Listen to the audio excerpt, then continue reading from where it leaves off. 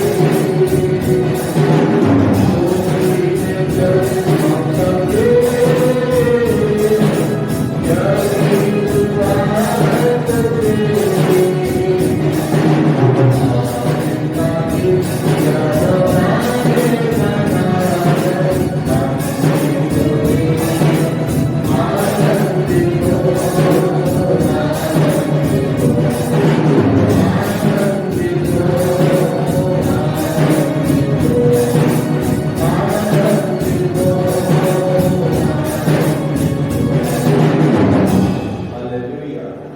जय जय प्रभु यीशु की, जय जय प्रभु यीशु की। हमको बचाने आया जगत में, उसकी स्तुति करो।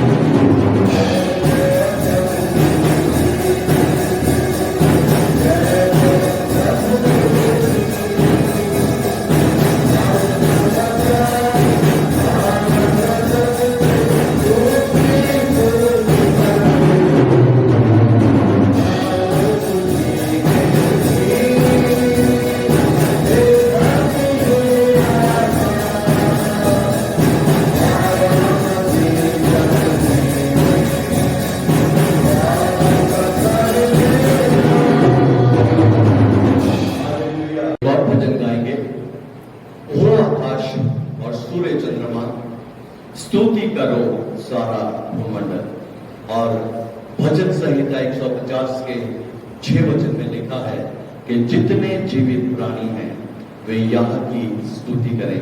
हम सब जीवित हैं, इसलिए हम आकाश और सूर्य और चंद्रमा को बनाने वाले परमेश्वर की आराधना करेंगे।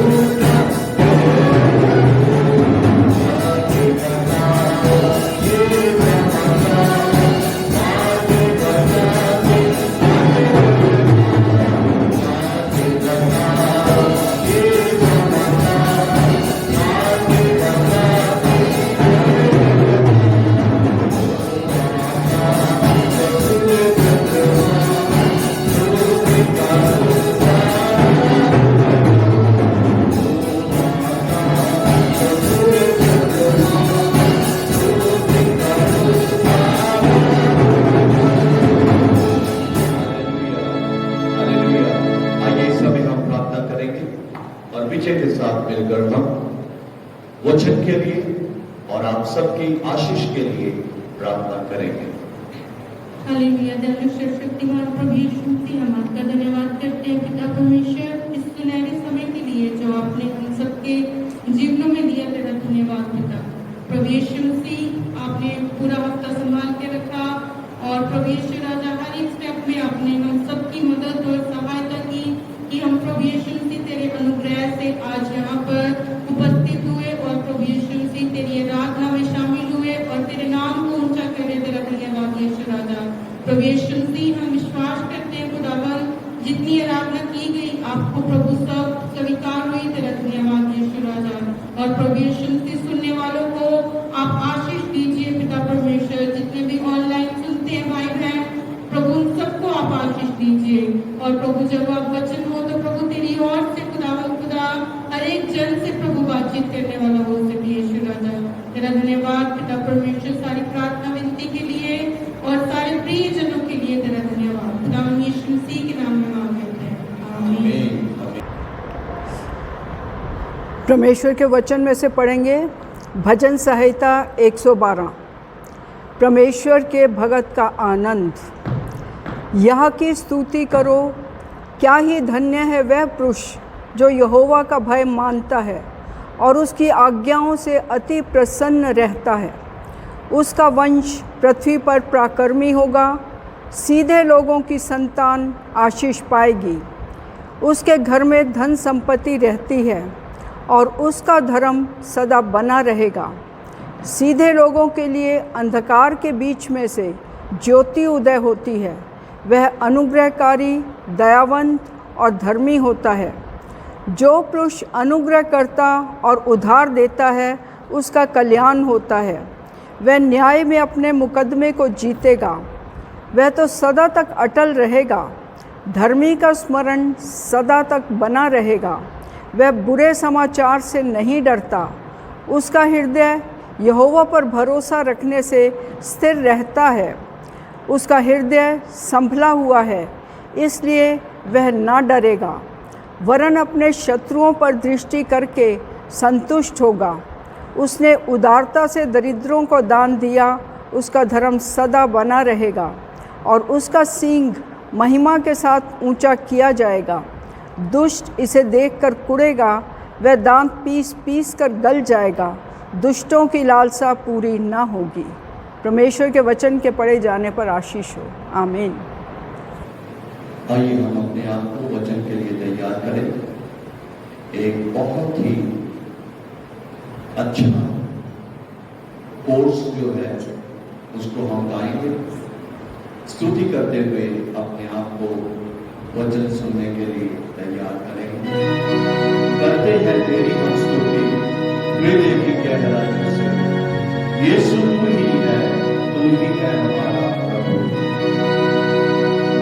करते हैं तेरी हम स्तुति,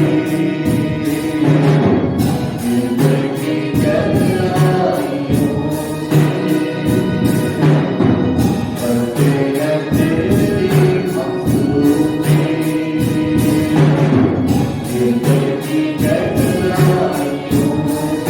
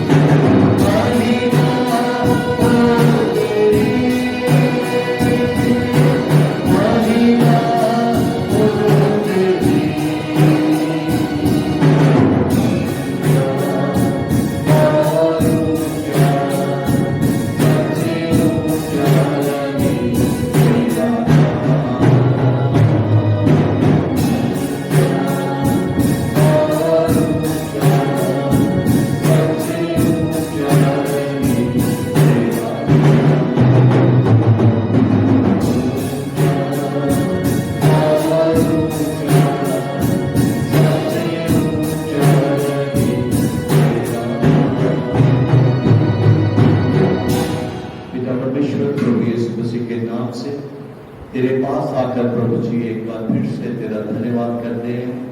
तूने प्रभु जी हमारी आराधना को और भजन संहिता पढ़े जाने को प्रभु जी ग्रहण किया है, पसंद किया है। तेरा धन्यवाद करते हैं और प्रभु तुझसे बेनती और प्रार्थना करते हैं, वचन के लिए हम सब तैयार रहें और जब तेरा वचन हमारे कानों में पड़ता है हम उस वचन को प्रभु ग्रहण करें और उसके अनुसार चलें। सबको बहुत आनंद से आशीष देना प्रभु, ताकि हम सब लोग तेरे वचन को ध्यान से सुने। यीशु के नाम से मांगते हैं, आमीन। प्रभु के मीठे नाम में आप सब लोगों को मेरा सलाम। मुझे पता चला कि आज का जो दिन है वो फादर्स डे है। अजीज़ों, इस फादर्स डे पे अलग अलग लोग अलग अलग तरीके से इसको मनाते हैं। कुछ लोग, बच्चे जो हैं वो अपने पिता को फूल देकर या किसी और रीति से उनको वो इज़्ज़त देते हैं। मुझे बहुत ही अच्छा लगा कि आज के दिन जब फादर्स डे है तो हम परमेश्वर के वचन से गहराई से सीखें कि एक फादर का क्या अर्थ है, एक फादर जो है वो क्या ओहदा इस पृथ्वी पर रखता है। और इस सारी चीज़ को सीखने के लिए हम देखेंगे कि फादर जो है, फादर किसको कहते हैं। आज ही मैं डिक्शनरी को देख रहा था कि फादर शब्द जो है वो पुरुष के लिए इस्तेमाल होता है। आप में से बहुत से लोग ये सोचते होंगे या इस वक्त सोच रहे होंगे कि पास्टर जी कैसे साधारण सी बातें बता रहे हैं। मेरा ये हमेशा से ही मकसद रहा है या मेरा हमेशा से यही तरीका रहा है कि वचन को जितना ज़्यादा हो सके सरल तरीके से उसको सुनाया जाए, ताकि मैं खुद और सुनने वाले लोग भी जो है उसको बहुत आसानी से ग्रहण कर सके। अगर बहुत ही गहरी गहरी बातें बताई जाएं और सुनने वालों को उसमें से कुछ भी लाभ ना हो तो उन सारी चीज़ों का कोई भी फ़ायदा नहीं है।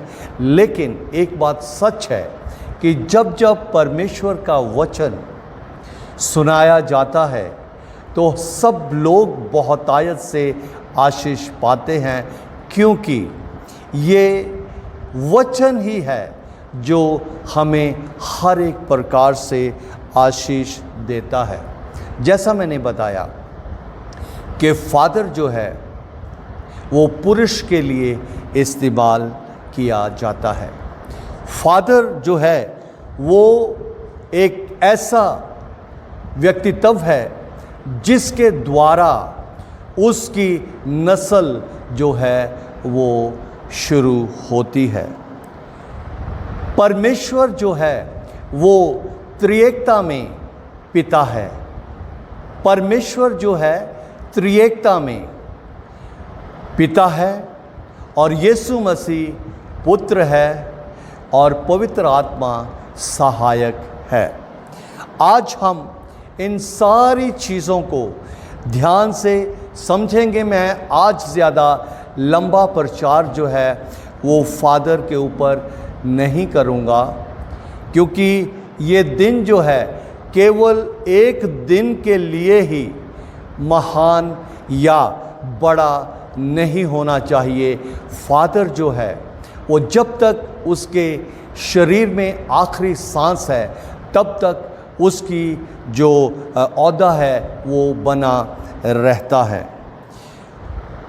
पिता जो है उसके द्वारा जो है वो संतान उत्पन्न होती है।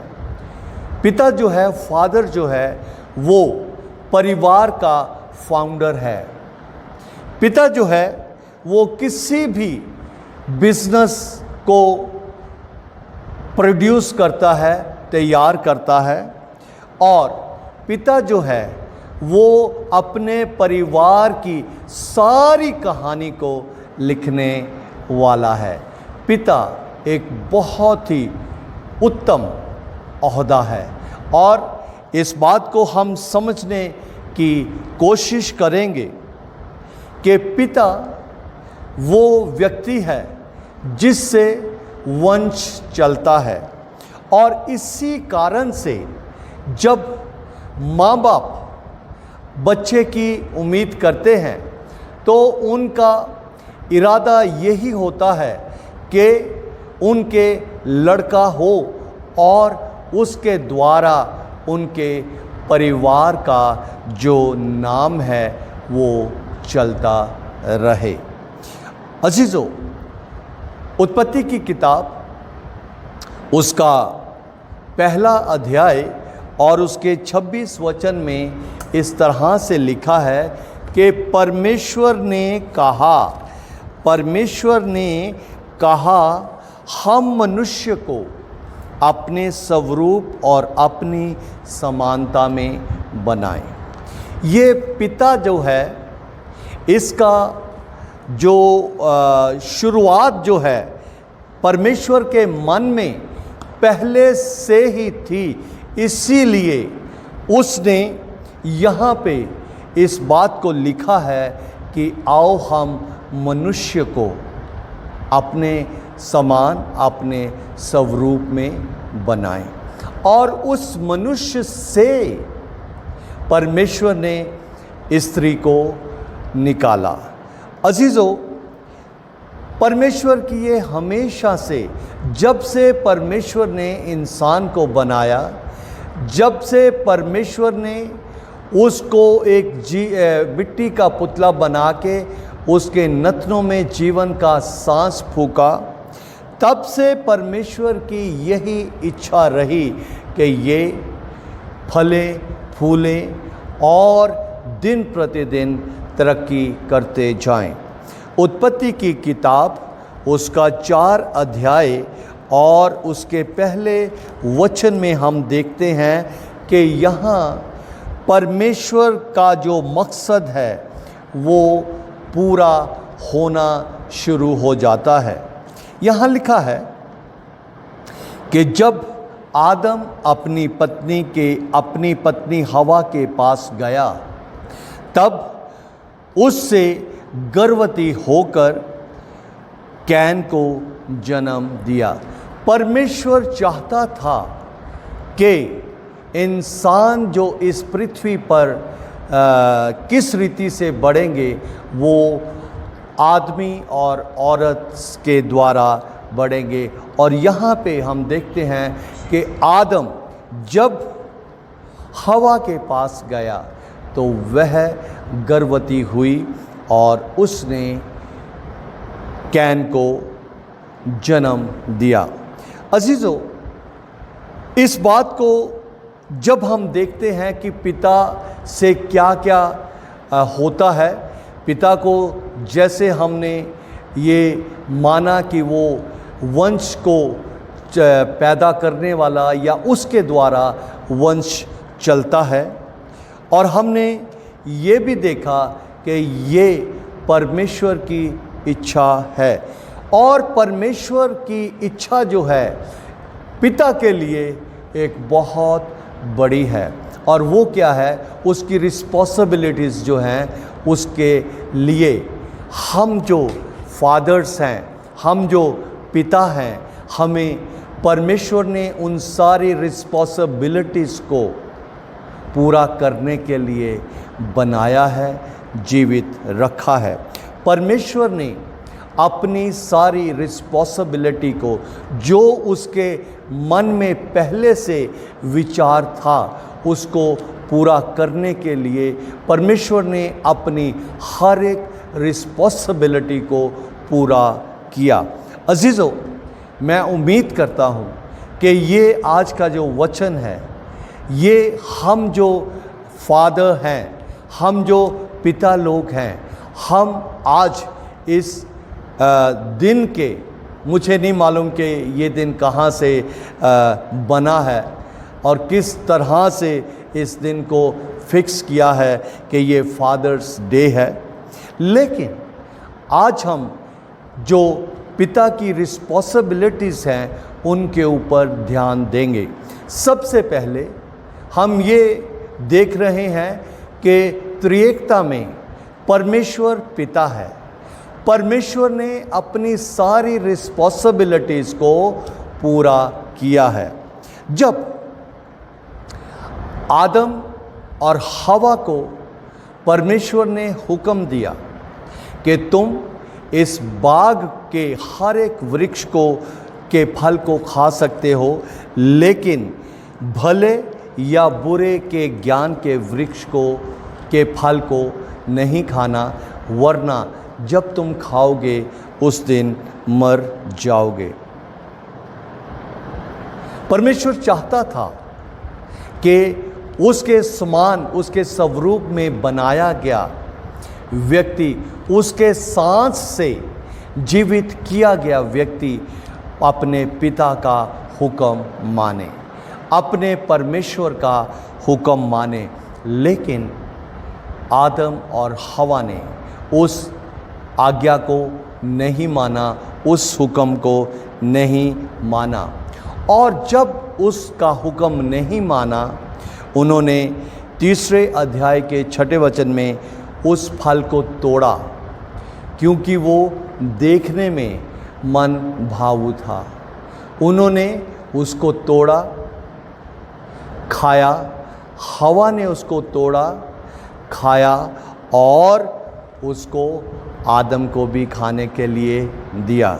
परमेश्वर न्यायी पिता है, वो पिता न्याय करने वाला परमेश्वर है। और जब इन्होंने परमेश्वर के हुक्म को तोड़ा, न्याय हो गया। उनको परमेश्वर ने सज़ा दी, और वो सज़ा क्या थी?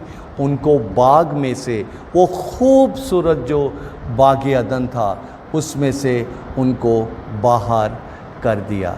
अब वो उस प्रोटेक्शन में नहीं रहे, क्योंकि उन्होंने पिता की आज्ञा को तोड़ दिया, और परमेश्वर ने गुस्सा किया और उनको निकाल दिया।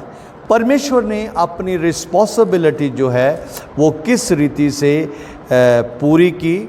हालांकि जब हम उत्पत्ति की किताब उसका 6 अध्याय और उसके 5 वचन से आगे पढ़ते हैं, और यहाँ मैं 6 वचन पढ़ रहा हूँ, उत्पत्ति 6 अध्याय का 6 वचन। और यहोवा पृथ्वी पर मनुष्य को बनाने से पछताया। क्यों पछताया? क्योंकि मनुष्य ने, आदम ने अपने पिता की आज्ञा का उल्लंघन किया। आज हम जो फादर हैं, जब हमारे बच्चे हमारे कहने में नहीं चलते तो हमें दुख होता है। और बहुत बार शायद पिता लोग तो नहीं, लेकिन माताएं जो है वो बहुत जल्दी से इस वाक्य का प्रयोग कर देते हैं कि अच्छा होता कि ये पैदा ही ना होता। और यहाँ वही बात जो है, वही मतलब जो है यहाँ पे हम देखते हैं कि परमेश्वर भी मनुष्य को बनाने से पछताया, और वह मन में अति खेदित हुआ। अति खेदित का मतलब कि वो बहुत ही ज़्यादा मन में टूट गया कि मेरे बनाए हुए मनुष्य ने, मेरे स्वरूप पे, मेरी समानता में बनाए हुए मनुष्य ने ये क्या कर दिया। इस बाप ने क्या गुनाह किया? इस बाप ने ऐसा बड़ा गुनाह करने का कैसे हयाब किया। इन सारी बातों को देखते हुए अजीज़ों, हम देखते हैं कि उस वक्त परमेश्वर ने ये फैसला किया कि मैं इस मनुष्य जाति को नाश करूँगा। लेकिन फिर भी परमेश्वर पिता है, और वैसे ही हम जो पिता है, हम बच्चों की बड़ी से बड़ी गलती को भी सहन करते हैं। सहन करने के पीछे और कोई मकसद नहीं होता, केवल और केवल प्रेम होता है, क्योंकि वो हमारी औलाद है। हम प्रेम के कारण उसकी बड़ी से बड़ी जो कमी है, उसकी गलती है, उसको भी सहन करते हैं। जबकि दूसरे के बच्चे की किसी भी तरीके से हम गलती सहन नहीं करते। यहाँ जब परमेश्वर ने ये फैसला किया कि मैं मनुष्य जाति को नाश करूँगा, तो वहाँ परमेश्वर ने अपने प्रेम को प्रकट किया। और वो प्रेम कैसे प्रकट हुआ? उसने नूह को हुक्म दिया कि तू एक किश्ती बना और उसमें अपने परिवार को और मेरे हुक्म के द्वारा बने हुए हर एक पशु को, रेंगने वाले जंतु को, चिड़ियों को, सबको वो अपने आप जब तेरे पास इस किश्ती में आ जाएंगी तो तू उन्हें संभालना। लेकिन मनुष्य जाति को ख़त्म करने के इरादे को परमेश्वर ने पूरी तरह से उसको लागू नहीं किया। उसने एक परिवार को, नूह के परिवार को संभाला। क्योंकि उसको इसलिए संभाला क्योंकि परमेश्वर ने पहले इस वाक्य को, इस सेंटेंस को अपने मुंह से निकाल दिया था कि फलो फूलो और पृथ्वी पर भर जाओ।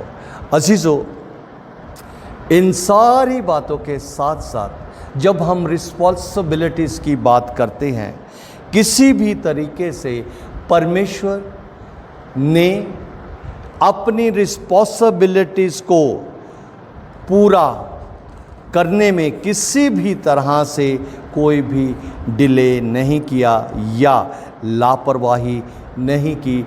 उसने हर एक तरीके से अपनी पिता की जिम्मेवारी को पूरा किया। वो परमेश्वर ही नहीं है। जब हम प्रार्थना करते हैं तो हम क्या कहते हैं? हे पिता, हे स्वर्गीय पिता, हे अब्बा, प्रभु यीशु मसीह के नाम से हम तेरे पास आते हैं। वो पिता है और वो पिता जो है अपनी सारी रिस्पॉन्सिबिलिटी को पूरा करता है। पिता ने, परमेश्वर ने क्या जिम्मेवारी को पूरा किया, वो हम इस पूरी बाइबल से देख सकते हैं। उत्पत्ति की किताब उसका 9 अध्याय उसके 11 वचन में ऐसा लिखा है, और मैं तुम्हारे साथ अपनी ये वाचा बांधता हूँ, मैं तुम्हारे साथ अपनी ये वाचा बांधता हूँ कि सब प्राणी फिर जल प्रलय से नाश ना होंगे और पृथ्वी का नाश करने के लिए फिर जल प्रलय ना होगा। ये सारी जो सेंटेंस है वो प्रेम के कारण परमेश्वर ने प्रकट किया। और अब उस समय जो था, वो उस समय का दिया गया सेंटेंस जो है आज भी वो हमेशा हमेशा हमारे सामने रहता है, क्योंकि परमेश्वर कभी ना बदलने वाला जीवित परमेश्वर है। अजीजों, जब संसार में पाप बढ़ गया, पिता ने एक रिस्पॉन्सिबिलिटी और निभाई, और वो रिस्पॉन्सिबिलिटी ये है कि पिता परमेश्वर ने अपने पुत्र प्रभु यीशु मसीह को इस संसार में भेजा। प्रभु यीशु मसीह ने इस संसार में आकर अपने पिता की जो आज्ञा थी उसको किसी भी तरीके से अधूरा नहीं छोड़ा। उसने अपने पिता की आज्ञा को पूरा किया और यही कारण है कि आज मुझ जैसा पापी व्यक्ति जो है वो प्रभु यीशु मसीह के उस किए गए कार्य के द्वारा धर्मी कहलाता है। अजीजों, केवल इतना ही नहीं है कि हम बाप हैं, हमारी रिस्पॉन्सिबिलिटीज़ जो हैं वो भी हमें हमेशा हमेशा परमेश्वर ने खुद पूरा करके हमें उनके अनुसार करने के लिए एक नमूना दिया है। नीति वचन उसका 23 अध्याय और उसके 13 वचन में इस तरह से लिखा है। नीति वचन उसका 23 अध्याय और उसके 13 वचन को जब हम पढ़ते हैं वहाँ पे इस तरह से लिखा है। क्या लिखा है? कि लड़के की ताड़ना ना छोड़ना, लड़के की ताड़ना ना छोड़ना, क्योंकि यदि तू उसको छड़ी से मारे तो वह ना मरेगा। परमेश्वर पिता के खिलाफ जब आदम ने पाप किया, जब परमेश्वर की इच्छा का उसने उल्लंघन किया, अनाज्ञाकारिता की, उस वक्त परमेश्वर ने उनको बाग में से निकाल दिया। और यही बात जो है वो सुलेमान बादशाह लिखता है। वो लिखता है कि लड़के की ताड़ना ना छोड़ना। अजीजों, अगर उस समय परमेश्वर आदम की इस गलती को सहन कर लेता तो वो न्यायी परमेश्वर कभी ना ठहरता। उसी तरह से हम जो पिता हैं, हम अपने बच्चों से प्रेम करते हैं, लेकिन हमारे लिए बहुत ही ज़रूरी है कि जब हमारा बच्चा किसी भी तरीके से उस अपनी हद को पार करे, जो सभ्यता की, जो आत्मिकता की हद है, तो बाप को ज़रूरी है कि वह उसकी ताड़ना करे। ताड़ना केवल डंडे से ही नहीं होती, ताड़ना जो है उस ताड़ना को हम इस ज़ुबान से भी करते हैं। और जब इस ज़ुबान से बच्चे की ताड़ना की जाती है तो वो बहुत फल फलता है। अजीज़ों, अगर हम व्यवस्था विवरण उसके 6 अध्याय और उसके 4 वचन से लेके 7 वचन तक पढ़ें, वहाँ पे हम देख सकेंगे कि पिता के लिए परमेश्वर ने क्या रिस्पॉन्सिबिलिटी मुकर्रर की है। अजीज़ों, यहाँ पे व्यवस्था विवरण उसका 6 अध्याय और उसके 4 वचन से लेके 7 वचन तक एक महान आज्ञा के साथ साथ और भी कुछ जोड़ा हुआ है। मैं 4 वचन से पढ़ना शुरू करता हूँ। हे इस्राएल, सुन, यहोवा हमारा परमेश्वर है, यहोवा एक ही है। तू अपने परमेश्वर यहोवा से अपने सारे मन, अपने सारे जीव, अपनी सारी शक्ति के साथ प्रेम रखना। और 6वां वचन, और ये आज्ञाएं जो मैं आज तुझको सुनाता हूँ, जो आज्ञाएं आज मैं तुझे सुनाता हूँ, वे तेरे मन में बनी रहें। ये परमेश्वर का वचन जो है आज भी मेरे लिए और हर एक पिता के लिए एक उपदेश है, एक सुसमाचार है, सुधारने का, समझाने का। और वो हम जो बाप हैं आज बड़ी खुशी में हैं। अच्छी बात है, क्योंकि परमेश्वर के द्वारा ही हमें ये ओहदा मिला है। और उसके साथ साथ रिस्पॉन्सिबिलिटी है, उसको हम कभी भी ना भूलें।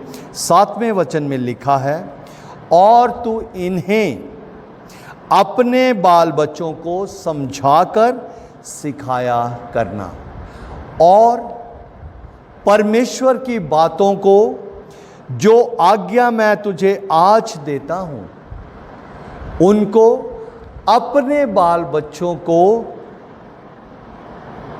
समझाकर, ऐसे नहीं, उनको बताना है कि ये इसका ये नतीजा होगा, इसलिए तुम्हें ऐसा नहीं करना है।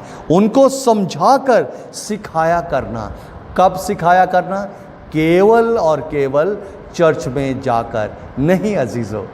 आज फादर्स डे पे हम पिता लोग जो हैं, हम इस बात को सीख लें कि हमें अपनी रिस्पॉन्सिबिलिटी जो है, जैसे परमेश्वर पिता ने हमारे लिए पूरे संसार के लिए पूरी की, वैसे ही हम पिता जो हैं हमें अपनी औलाद के लिए, अपने बाल बच्चों के लिए पूरा करना है। समझाकर सिखाया करना। कब कब?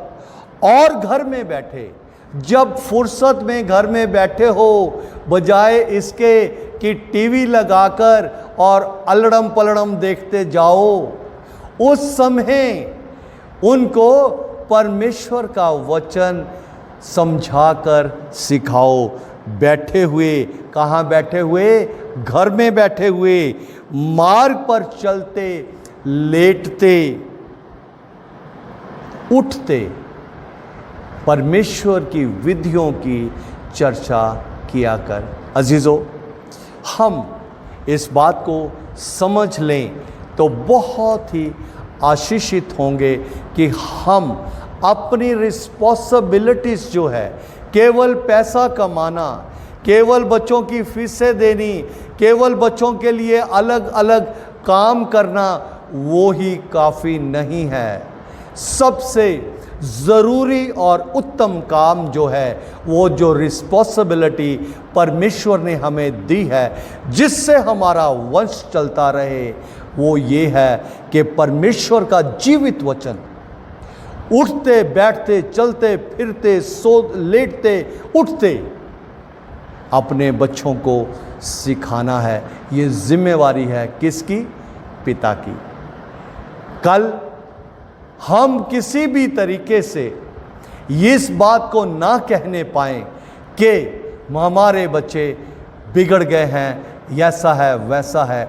हम उसकी रिस्पॉन्सिबिलिटी अपने ऊपर लें कि सही समय पर हमने अपने बच्चों को नहीं संभाला। परमेश्वर ने सही समय पर आदम और हवा को बाग से निकाल दिया, उनको सज़ा दी ताकि वो किसी भी रीति से और हयाब ना कर सके। अजीज़ों, मुझे और आपको ये बात सीखनी बहुत ज़रूरी है। क्या किसी भी तरीके से मेरे स्वर्गीय पिता ने अपनी जिम्मेवारी को पूरा करने में आनाकानी की है? अगर मेरे परमेश्वर ने, मेरे पिता ने, स्वर्गीय पिता ने किसी भी बात में आनाकारी नहीं की, तो फिर मैं जो अपने परमेश्वर के, अपने पिता के स्वरूप में, उसकी समानता में बनाया गया हूं, उसके पुत्र प्रभु यीशु मसीह के लहू के द्वारा छुड़ाया गया हूं, इस पापों से माफ किया गया हूं, मैं किस रीति से हयाब कर सकता हूं कि परमेश्वर ने जो मेरी रिस्पॉन्सिबिलिटीज़ ठहराई हैं उनको मैं पूरा ना करूं। अजीज़ों, फादर्स डे आज इसी तरीके से मेरे और आपके जीवन में पूरा होगा अगर हम अपनी रिस्पॉन्सिबिलिटी, अपने ओहदे के साथ साथ अपनी रिस्पॉन्सिबिलिटीज़ को समझकर जितना समय बाकी रहा है उसमें उस रिस्पॉन्सिबिलिटी को पूरा करें। प्रभु आप सबको बहुत बहुत आशीष दे। मैं चाहता तो और बहुत आगे जाना था, लेकिन समय इतना ही शायद आप लोगों के पास भी होता है कि आप इतना ही वचन अगर ध्यान से सुने और उस पर अमल करें, परमेश्वर आप सबको बहुत आशीष देगा। प्रार्थना करें। पिता परमेश्वर, तेरा धन्यवाद करते हैं आज के दिन के लिए।